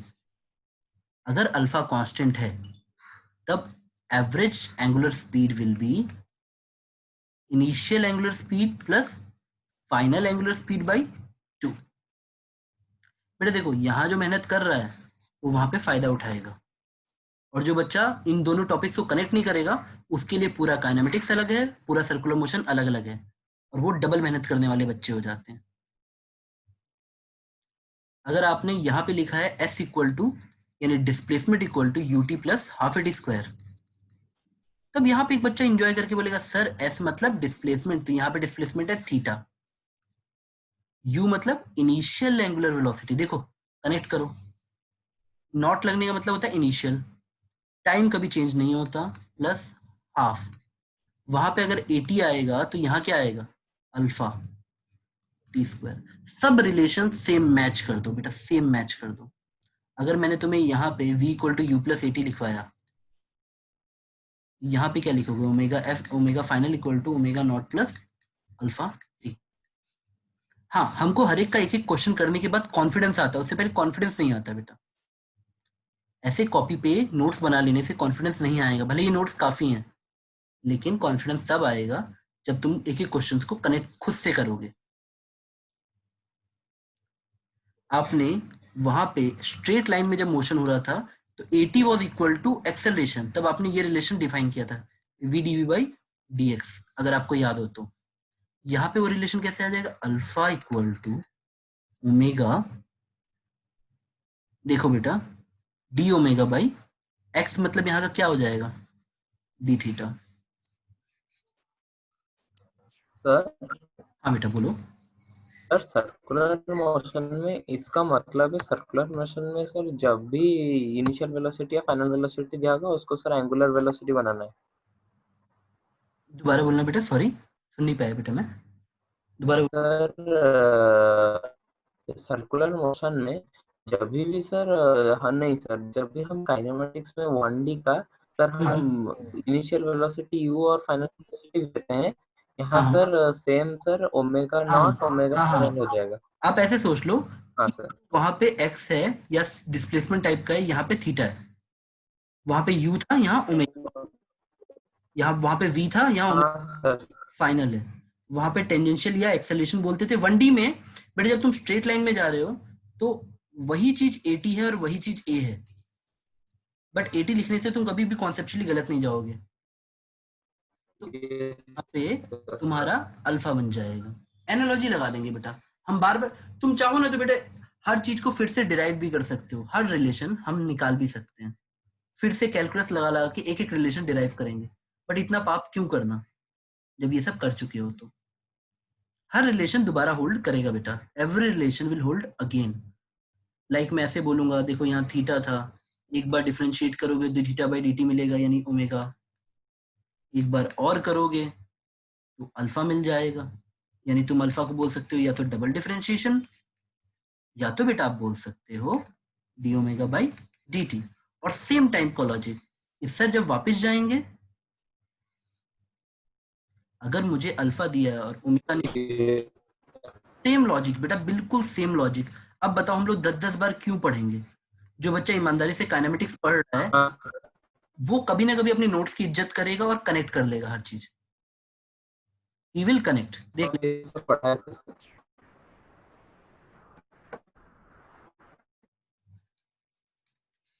ये बात समझ आई बेटा। हाँ बेटा अब हम आगे बढ़ते हैं थोड़ा सा, ये नोट कर लिया आपने। अब मुझे एक बड़ा इंपॉर्टेंट पहलू समझाना है, चले बेटा उस पर। Yes sir. बेटा मेरी बात सुनना, मैं एक बार फिर बोल रहा हूँ, ये हम सारे रिलेशन डिराइव भी कर सकते हैं, whatever derivation you will want we can do in the class, लेकिन फिर ये डबल मेहनत वाली बात हुई। तो काइनेमेटिक्स में वो मेहनत क्यों की आपने, अगर एनालॉजी यूज नहीं करोगे, इट्स लाइक काइनेमेटिक्स 2-2 3-3 बार पढ़ना, सिर्फ शब्द बदलेंगे। हाँ सर।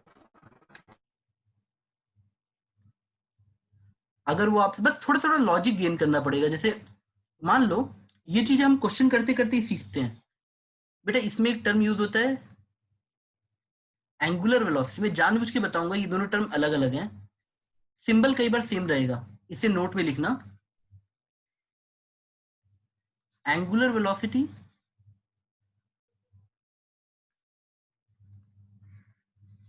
और एंगुलर फ्रीक्वेंसी, ये दोनों के सिंबल कई बार इतनी सेम यूज होते हैं तो बच्चे कंफ्यूज हो जाते हैं।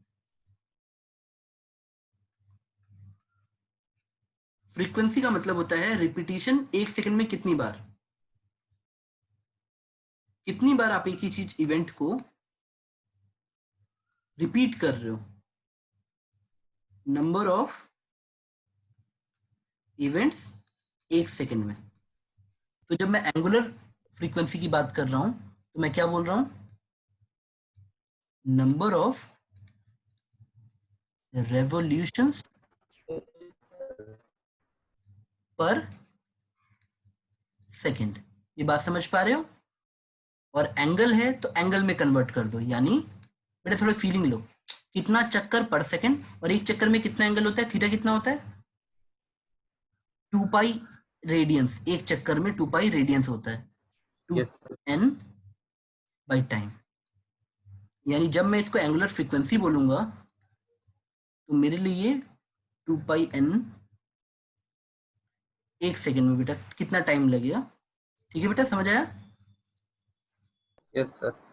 अब थोड़ा मुझे पता है समझ बोलते हैं बच्चे पर आता नहीं है, पर एक और बार समझाता हूँ। देखो, कोशिश करता हूँ। एक बच्चा है जो इस एंगल को चलने में बड़ी तेजी से चला, ये दूरी वो आया 0.1 सेकंड में, बट यहीं पे सेम दूरी सेम एंगल वो चला 0.2 सेकंड में। तब मैं बोलूंगा, देन आई विल से कि यहाँ पे एंगुलर वेलोसिटी ज्यादा है, ए से बी जाने पे एंगुलर वेलोसिटी ज्यादा है रेदर देन सी से डी जाने पे। बट मैं एंगुलर फ्रीक्वेंसी पे कमेंट तभी करता हूं जब मुझे तुम पूरा सर्कल देते हो। हाँ भाई, एक चक्कर में कितना टाइम, मेरी बात समझ पा रहे हो बेटा? Yes sir.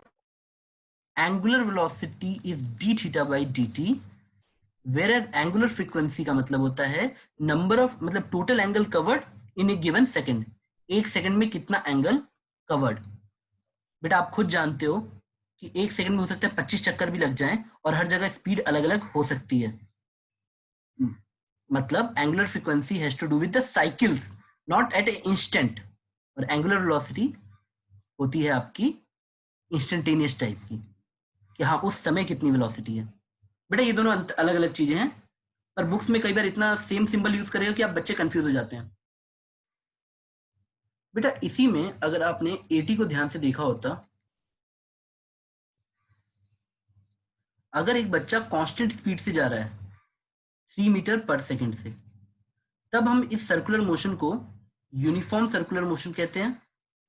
और बच्चे गलती करते हैं, वो यूनिफॉर्म सर्कुलर मोशन के क्वेश्चन ज्यादा लगाते हैं और उनको लगता है यही सर्कुलर मोशन पढ़ना है। बेटा जब तुम 3 मीटर पर सेकंड से जा रहे हो तो एटी क्या था, एटी था tangential acceleration, change in speed per unit time. तो चेंज इन स्पीड तो हुआ ही नहीं, तो एटी 0 हो गया।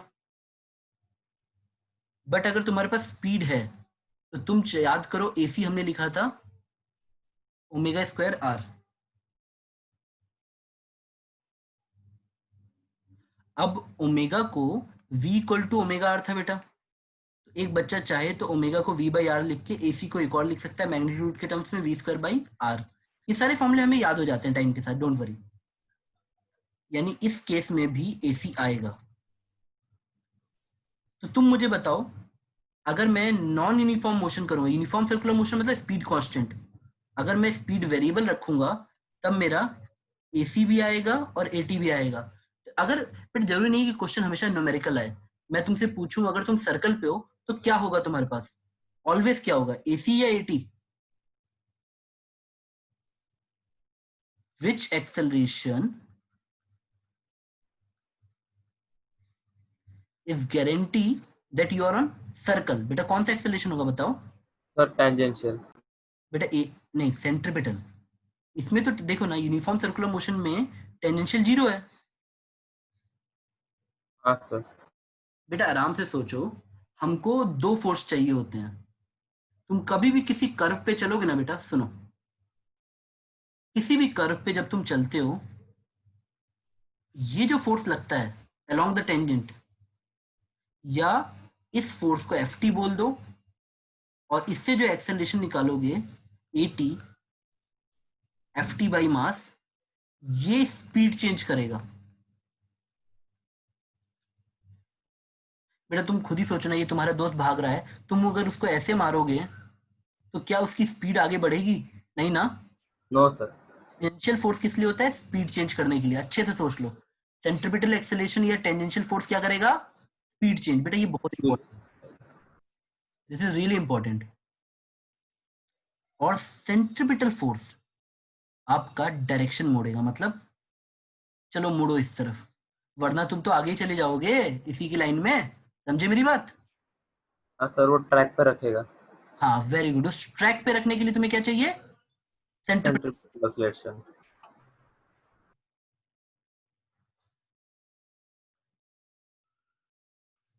Direction change. ये बेटा पढ़ने के 5-6 बार बाद में समझ आता है, भले ही बच्चे बोल देते हैं हाँ सर आ गया।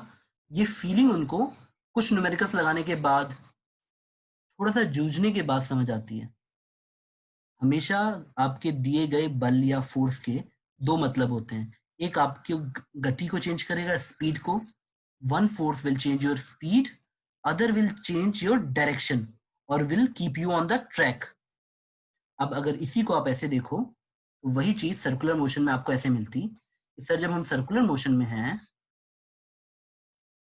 मैं यहाँ पे हूं, तो जो ये फोर्स लगेगा वो मेरी स्पीड चेंज करेगा, और जो ये फोर्स है सेंट्रीपिटल फोर्स वो मुझे सर्कल पे रखेगा। तो जो सर्कल पे रख रहा है उस फोर्स को हम एसेंशियल फोर्स कहेंगे। अगर तुम सर्कल पे हो तो ये जरूरी है, ये नहीं होगी तो क्या हो जाएगा? अगर ये जीरो भी हो गई तो बस तुम कांस्टेंट स्पीड से चक्कर मारोगे, यूनिफॉर्म सर्कुलर मोशन। बेटा क्या आप लोग को थोड़ा सा समझ आ रहा है?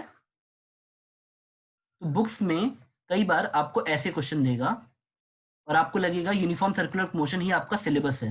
यूसीएम नहीं बेटा, हमें दोनों पढ़ना है। जनरल सर्कुलर मोशन और यूनिफॉर्म सर्कुलर मोशन में हमें दोनों पढ़ना है। यहाँ पे से 80 जीरो होता है, और 80 जीरो बोलेगा कैसे? इतनी भाषाओं से बोल सकता है बेटा वो। आपकी एंगुलर स्पीड भी चेंज नहीं हो रही बेटा। अगर मैं यूनिफॉर्म स्पीड से चलूंगा तो मेरी एंगल कवर करने की स्पीड भी चेंज नहीं होगी। अगर मैं अल्फा जीरो बोल दूं तो भी मेरे बेटे देखो, याद करो फॉर्मूला क्या था, AT equal to R alpha. तो अगर एटी जीरो है तो आर तो जीरो होगा नहीं, अल्फा जीरो होगा। या तो मैं बोल दूं स्पीड कांस्टेंट है, पर जनरल सर्कुलर मोशन में हमारा एटी भी रहेगा और एसी भी रहेगा। बुक्स में क्वेश्चन इस पे ज्यादा होते हैं ताकि समझाया जा सके, बट एग्जाम में ये ज्यादा पूछ देते हैं तो बच्चे गलत कर देते हैं। उनको उनसे अगर कोई पूछेगा कि एक्सेलेरेशन क्या होता है तो कई बार वो सिर्फ एसी बोल देते हैं। क्यों?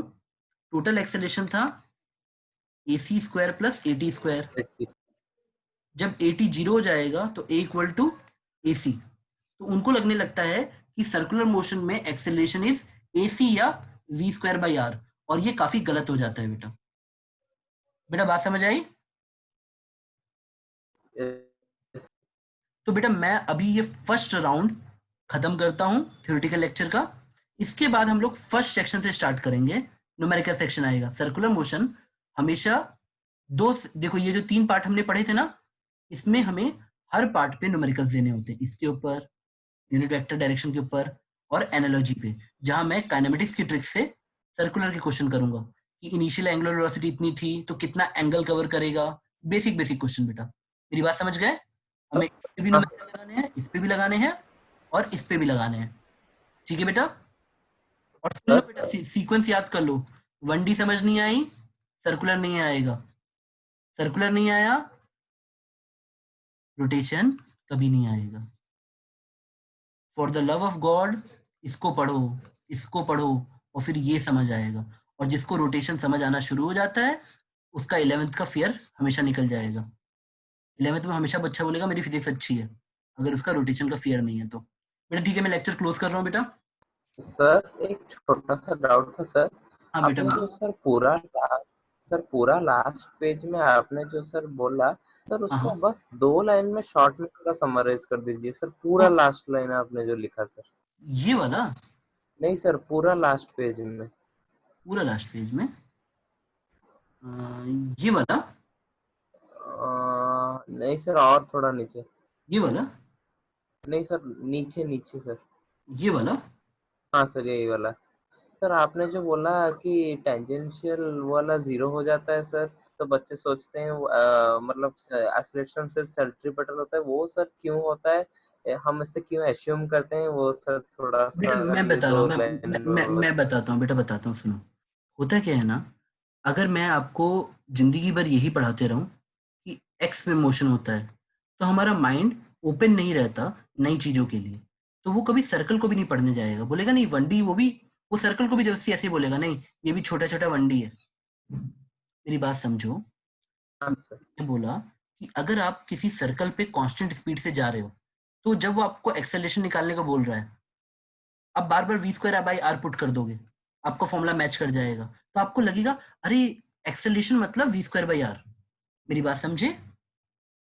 Sir if you will do repeatedly uniform circular motion question, you might be mistaken कि there is no difference between acceleration and centripetal acceleration।